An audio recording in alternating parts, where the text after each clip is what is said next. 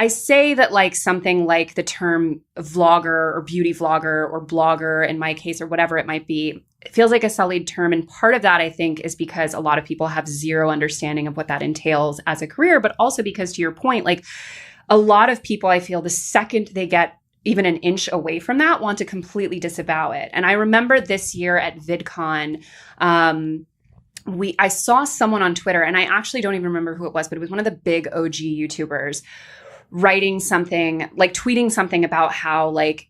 you know, they were so like, they could not believe like all these, you know, ridiculous TikTok teens like filming themselves and like running around carrying on at the convention center and like how embarrassing and this, that, and the other.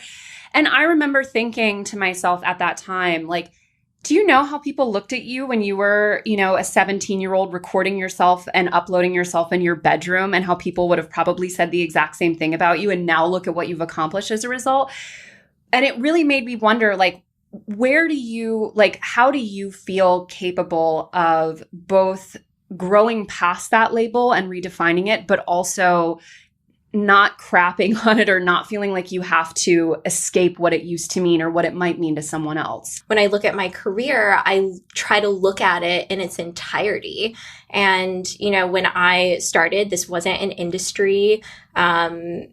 know, it was maybe like a year or two into when I was making videos that people were, you know, articles were starting to come out where they were saying, you know, some YouTubers, like this small handful of YouTubers are, you know, making a full-time living off of uploading content on the internet. And so it was an entirely different world. I entered this space not thinking this is going to be my career. And it just so happens that 10 years later, it is my career. And I think to deny, you know, the beginning of like where all of that started, when this was the language, the only language that we had at that time, I think to try and lock that part of myself and my journey away and not want to fully acknowledge what that has meant to my career trajectory is actually really harmful for me and makes me